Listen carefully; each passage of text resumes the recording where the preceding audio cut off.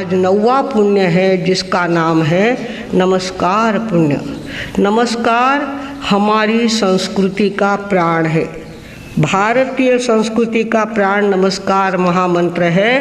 पहले हमारे देश में पढ़ाई के लिए जब बच्चे जाते थे तो शुरुआत में ही उनको पढ़ाया जाता था मातृदेवो भवः, पितृदेवो भवः, आचार्य देवो भवः। यहाँ से उनकी पढ़ाई की शुरुआत होती थी। और आज भी हमारे यहाँ कोई भी बाहर जाता हो तो बड़ों के पैर छू के जाएगा। गांव में साधु संत हो तो उनका मंगल पाठ सुनकर उनको वंदना करके जाएगा। ऐसे नमस्कार करने की हमारे यहाँ परंपरा है। और ये नमस्कार अपने आप में एक शक्ति है। भक्ति तो है ही, साथ में शक्ति का दान करने वाली बहुत बड़ी जादुई ये कला है। और नमस्कार कई प्रकार के किए जा सकते हैं। हिंदू संस्कृति में, वैष्णव संस्कृति में साष्टांग दंडवत की परंपरा है। अगर बहुत ज़्यादा भक्ति उमड़ आए तो पूरा शरीर उल्टा लेटा देते हैं और गुरु के चरणों में अपना सर रख देते हैं। उसको साष्टांग दंडवत कहते हैं। और हमारे यहाँ पर पंचांग नमस्कार को महत्व दिया गया है। 5 अंग कौन से? दोनों घुटने, दोनों हाथ और 5वां मस्तक। पंचांग नमाकर नमस्कार करने की जैनियों के अंदर परंपरा है। और इनमें भी हमारे 4 संप्रदाय हैं। तो चारों संप्रदाय की अपनी अपनी पद्धति है। दिगंबर संप्रदाय के लोग खाली उल्टा पैर करके नीचे झुककर अपना मस्तक झुका देते हैं, नमोस्तु कहते हैं। श्वेतांबरियों के अंदर 13पंथी लोग हैं, वे एक बार घुटने के बल बैठ जाते हैं और 3 बार मस्तक झुकाते हैं। मंदिर वालों के अंदर इच्छामि खमाष्णो कह करके नमस्कार करके हैं, एक हाथ नीचे चिपका कर, एक हाथ मुंह को लगाकर वो पाठ बोलते हैं और नमस्कार करते हैं। स्थानकवासी संप्रदाय में 3 बार उठना, 3 बार बैठना और नमस्कार करना तिखोत्तो की पार्टी से। लोग पूछते हैं कि 3 बार क्यों? 3 बार इसके लिए है कि हमारे यहाँ पर आत्मा की सबसे बड़ी शक्ति ज्ञान शक्ति है। और ज्ञान तब अंदर से जागृत होता है जब दर्शन का काम होता है। आत्मानुभव की बात जब होती है तो अंतर का ज्ञान बहुत ज़्यादा महत्व रखता है। तो दर्शन और ज्ञान को प्राप्त करने के लिए चारित्र की आवश्यकता होती है। तो चारित्र, ज्ञान, दर्शन और चारित्र, संतों के पास ज्ञान है, दर्शन है और चारित्र है। एक नमस्कार ज्ञान को, दूसरा नमस्कार दर्शन को और तीसरा नमस्कार चारित्र को। ऐसी हमारी परंपरा है। ये नमस्कार अपने आप में हमें बहुत कुछ प्रदान करने वाली शक्ति है। और उत्तराध्ययन सूत्र के 29वें अध्याय में प्रश्न पूछा गया भगवान को कि वंदनायणं भन्ते जीवे किम जनयति, वंदना से जीव को क्या प्राप्त होता है। याद रखो, दुनिया में बिना प्राप्ति के कोई बात होती नहीं है। प्राप्ति वस्तु के रूप में होना एकदम छोटी बात है। अदृश्य शक्तियों का प्राप्त होना बहुत बड़ी बात होती है। अरिहंत कैसे होते हैं वो कभी आपको समझाऊंगी कि अरिहंत को क्या प्राप्त होता है, अरिहंत कौन सी साधना करते हैं। तो वो कभी विषय आएगा अपने सामने तब बताऊंगी। जो नमस्कार करता है, जो अपने आप को झुका देता है, और कहाँ झुकाता है? जहाँ शक्ति है, जहाँ ज्ञान है, जहाँ दर्शन है, जहाँ चारित्र है, जहाँ कुछ साधना है, वहाँ पर अपना मस्तक झुकाकर वो तो इतना ही कहता है कि आपके ज्ञान को नमस्कार, आपके दर्शन को नमस्कार, आपके चारित्र को नमस्कार। ऐसा नमस्कार करने मात्र से उसको सबसे पहली बात नीच गोत्र के कर्म डिलीट हो जाते हैं, वो कर्म सारे साफ हो जाते हैं और वहाँ उच्च गोत्र के बंध बनने लगते हैं। तूने अपने आप को झुकाया है, कुदरत तुझे ऊपर उठाएगी। तू अपने आप को झुकाना जानता है, कुदरत तुझे ऊपर उठाना जानती है। तो जो नमस्कार करता है, 2 बातें तो उसकी हुई ही, तीसरी बात, वो सौभाग्यशाली बनता है। सौभाग्यशाली यानी पति के नाम का टीका उतना ही सौभाग्य नहीं, उसको भाग्य जागृत होते हैं। कई बहुएं हम देखते हैं इतनी सौभाग्यशालिनी होती है, घर में इतना प्रेम, घर में इतनी समृद्धि, बच्चे देखो तो इतने बढ़िया बढ़िया, और सासू देखो तो माँ से भी ज़्यादा प्रेम करने वाली, मतलब उसको किसी प्रकार का कोई दुख ही नहीं है। ऐसे कई घर के बच्चे भी होते हैं, लड़के भी होते हैं, खुद इतने विनयवान होते हैं, माँ बाप की इज्जत करते हैं, माँ बाप उनको आगे बढ़ाते हैं। बिजनेस में देखो तो इतना उनको फायदा होता है, पढ़ाई में देखो तो हर समय नंबर उसके आते हैं। इस तरह से कुछ लोग सौभाग्यशाली होते हैं, चारों तरफ से उनके भाग्य जागे हुए ही होते हैं। इस तरह से सौभाग्य नाम का कर्म किससे बनता है? मात्र वंदन करने से।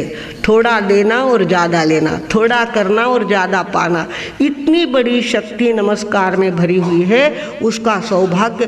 कुछ लोग ऐसे होते हैं जिनका भाग्य जागता नहीं, चारों तरफ से दुर्भाग्य। बचपन में थे तो गरीबी थी, माँ जल्दी मर गई तो पिताजी को कमाई नहीं लगी, ससुराल में आए तो पति का स्वभाव ऐसा, सासू देखो तो ऐसी, परिस्थिति देखो तो ऐसी, बच्चे देखो तो ऐसे।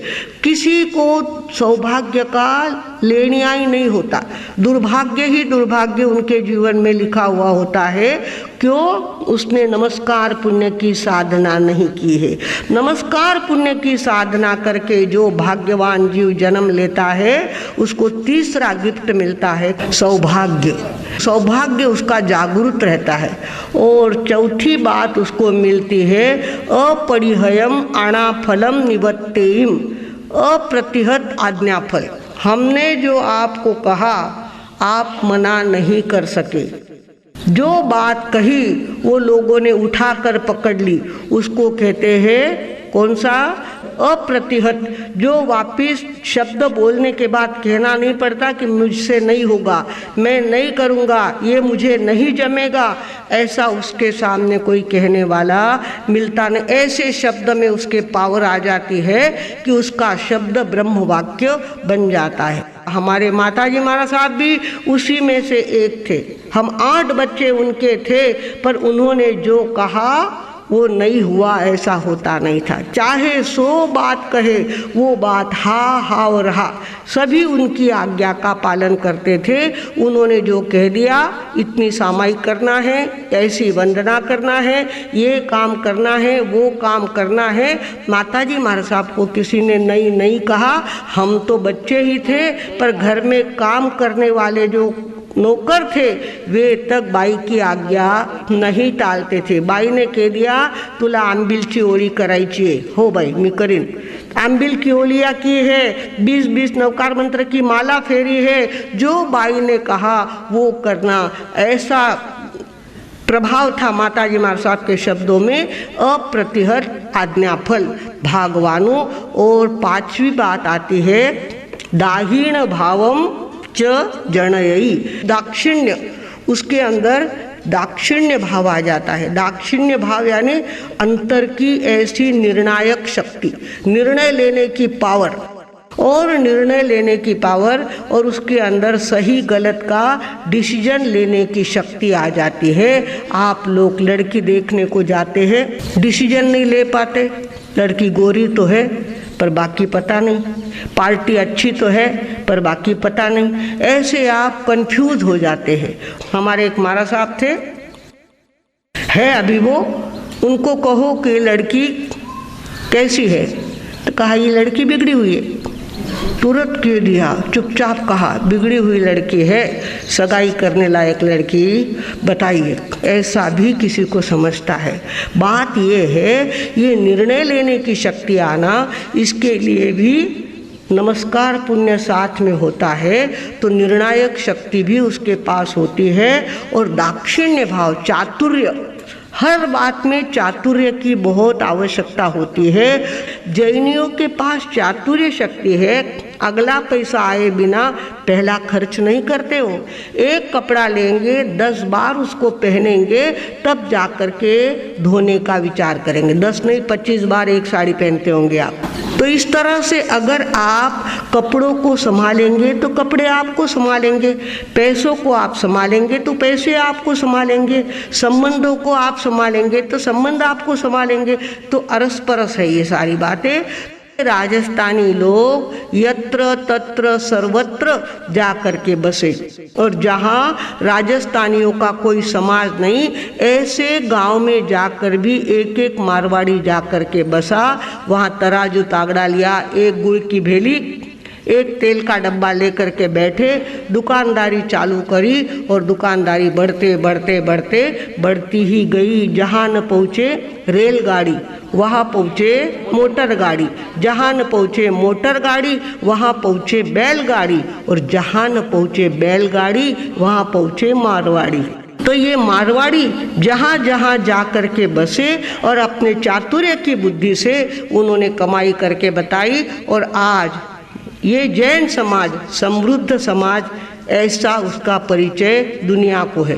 दुनिया जानती है ये समृद्ध समाज है। अपने चातुर्य से उन्होंने सारी बात करी। ऐसा ही एक मारवाड़ी एक गांव में जाके बसा। एक गांव में जाके बसा, धीरे धीरे उसने अपना बिजनेस चालू किया। करते करते करते उसने धीरे धीरे ज़मीन खरीदना चालू कर दिया। ज़मीन खरीदने के बाद बंगला तैयार कर लिया। बंगला हो जाने के बाद घर के आगे गाड़ी आ गई। गांव के लोग कहने लग गए ये मारवाड़ी हमारे कितने बाद यहाँ पे आया, और देखते देखते हम तो अभी तो झूपड़ों में ही बैठे हैं और इसने तो अपना घर का बंगला खरीद लिया, अपने घर की गाड़ी मंगवा ली, और सारी बातें इसकी तो अप टू डेट हो गई है। सारे लोग जो आगे बढ़ता है ना, उसके प्रति लोगों के मन में क्या होती है, चुभन तैयार हो जाती है। जलते थे कि इसको भी कभी हम पाठ पढ़ाएंगे, इसको भी पाठ पढ़ाना। ये बहुत ज़्यादा अपने आप को होशियार समझता है, बहुत ज़्यादा पैसे कमाता है। हमारे गांव में आकर हमको ही उससे उधार पैसे लेने पड़ते हैं, हमारे गांव में आकर हमको ही उससे कोई वस्तु मांगनी पड़ती है। इतना बड़ा ये हो गया, इसको एक बार दिखाना चाहिए, कोई न कोई पाठ इसको पढ़ाना चाहिए। एक आदमी ने कमर बांधी कि मैं इसको पाठ पढ़ाऊंगा। उसने क्या कहा, एक दिन कहा सेठ साहब मुझे तीर्थ यात्रा के लिए जाना है, तीर्थ यात्रा के लिए जाना है, मेरे पास पैसे तो है नहीं, एक घोड़ी है मेरे पास, वो घोड़ी अगर आप रख लो और मुझे कुछ पैसे दे दो तो मैं तीर्थ यात्रा के निकलूँगा। घोड़ी को संभालने की भी झंझट मुझे नहीं रहेगी और बदले में पैसे भी मुझे मिल जाएंगे। तो सेठ साहब ने कहा जिस गांव में रहते हैं, जिस गांव में बैठ कर के कमाई करी है, तो उस गांव के साथ अपना क्या है, बांधिल की आपुल की शामिल की हो ही जाती है। तो बोला अड़चन में तो काम आना ही चाहिए। बोला ठीक है, 1000 रुपये लेके जाओ, तीर्थ यात्रा करके आओ, और उसके बाद जब तुम्हारे हाथ में पैसे आए तब मेरे पैसे दे देना, तुम्हारी घोड़ी ले जाना। ये बात तय हो गई। 1000 रुपये में घोड़ी बेच डाली उस आदमी ने। उसको क्या करना था, उस बनिए को पाठ पढ़ाना था, उस बनिए को दिखाना था कि तेरे बाप भी इस गांव में रहते हैं, तुझे पाठ पढ़ाने वाले भी इस गांव में रहते हैं, ऐसा बताना था उसको। और ये तीर्थ यात्रा में चला गया 1000 रुपये लेकर के। और हुआ ये, बनिया सुबह उठा, दुकान से अंदर बाड़े में जाके देखा था, अरे घोड़ी तो एकदम अब मरूँ तब मरूँ, अब मरूँ तब मरूँ, ऐसी घोड़ी, और मैंने इसके 1000 रुपये दे दिए। दिन दहाड़े में उल्लू बन गया, पागल बन गया। एक आदमी मुझे पागल बना के चला गया, मेरे से 1000 रुपये लेके गया, और ऐसी घोड़ी मेरे बाड़े में बांध के गया, वो थप्पड़ मार के गया है, इसका उत्तर मुझे देना है। उसने क्या किया, अपने बाड़े के दरवाजे तो बंद कर दिए और कहा जाहिरात चारों तरफ, एक पर्चे छपवा दिए, 1 रुपये में घोड़ी, 1 रुपये में घोड़ी, 1 रुपये में घोड़ी, 1 रुपये में घोड़ी। चारों तरफ भोंगा लेकर के रिक्शा वाला घूमता गया, 1 रुपया घोड़ी, 1 रुपया घोड़ी, 1 रुपये। सबको लगा 1 रुपये में घोड़ी मिलती है, 1 रुपये में कभी घोड़ी मिलती है क्या? और लोगों ने कहा 1 रुपया लो, आपका लकी नंबर लगेगा तो आपको घोड़ी मिलेगी। ऐसे उसने क्या कर दिया, गांव में घुमा घुमा करके 2000 टिकट खपा दिए, 1-1 रुपए के, 1-1 रुपए के, 1-1 रुपए के टिकट 2000 लोगों में बेच दिए। लोग कहते थे अरे 1 रुपया में अगर लकी नंबर लग गया और घोड़ी मिल गई तो बहुत बड़ी बात हो जाएगी। लोगों ने फटाफट 1-1 रुपया दे करके उसने क्या किए, 1000 रुपये दिए थे ना सामने वाले को, 2000 टिकट खपाए थे और 2000 टिकट उसने गांव में 1-1 रुपए में बेच डाले। और उसके बाद एक दिन लकी ड्रॉ निकाला। लकी ड्रॉ का नंबर एक आदमी का आया और एक आदमी को कहा कि ये तेरा नंबर है और आज घोड़ी तेरी हो गई, पर शर्त है बाकी सब ने यहाँ से निकल जाना, घोड़ी अकेले को तुझे दूंगा। सबके सामने घोड़ी, क्योंकि घोड़ी दिखाने जैसी नहीं थी ना, सबके सामने नहीं दूंगा, सब निकल जाओ यहाँ से, इसका एक का नंबर लगाए, बाकी सब यहाँ से रफू चक्कर हो जाओ। सबको वहाँ से भगाया और अकेले आदमी को लेके गया बाड़े में और कहा ये घोड़ी तू ले जा। उसने माथे पे हाथ लगाया, ऐसी घोड़ी को ले जा करके मैं क्या करूँगा। तो उसने कहा 1 रुपये में क्या इससे बढ़िया घोड़ी तुझे मिलने वाली थी क्या, 1 रुपये में क्या मिलता तुझे, जरा सोच ले। बोले ऐसी घोड़ी मुझे नहीं चाहिए, नहीं चाहिए तो रख दे, कोई बात नहीं, नहीं चाहिए तो मत ले। उसने कहा अच्छा है, उसका मालिक आएगा तो 1000 रुपये वसूल हो जाएंगे। 2000 तो ये वसूल कर लिए, टिकट बांट बांट के। लेने वाले ने वो घोड़ी नहीं ली, वापिस घर में घोड़ी रह गई। वो तीर्थ यात्रा करके आया और उसने कहा कि भैया तेरी घोड़ी मैंने संभाली है, मेरे 1000 रुपये दे दे और तेरी घोड़ी तू लेके जा। 1000 दिए, बदले में कितने कमाए, 2000 तो टिकट के और 1000 घोड़ी के, ऐसे 3000 की कमाई कर ली। बनिए के सामने वो तीर्थ यात्रा करके आने वाला आया और उसने कहा भैया कैसी बात रही। बोले तुझे तो 1000 रुपये दिए, मैंने 3000 कमा लिए, ऐसी ऐसी अटकल करी मैंने और मेरे 3000 वसूल हो गए। बोले बनिया तू बहुत चालाक है, तू बहुत होशियार है, तेरे आगे हम जा सकते नहीं है। तो कमाने वाले की अक्ल होती है, दाक्षिण्य भाव इसको कहते हैं, होशियारी इसको कहते हैं।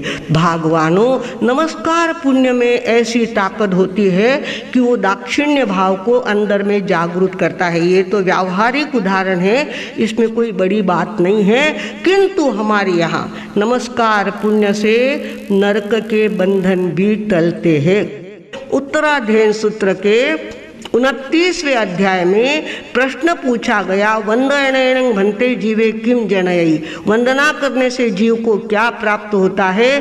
पहली बात तो नीचा गोत्र क्षय हो जाता है, ऊंचा गोत्र का बंध होता है, सौभाग्य की प्राप्ति होती है, अनाहत आज्ञा फल, मतलब वो आज्ञा करे और कोई नहीं माने ऐसा हो नहीं सकता, और दाक्षिण्य भाव, ये 5 बातें उसको मिलती है। विचक्षण बुद्धि भी नमस्कार के कारण से प्राप्त होती है। भगवानों हम नमस्कार करने वाली संस्कृति में जन्मे हैं, जहाँ जहाँ भी हमको संजोग मिलेगा हम नमस्कार से अपने आप को बचाएंगे नहीं, नमस्कार करने में कोताही करेंगे नहीं, जहाँ तक बने नमस्कार करते ही रहेंगे।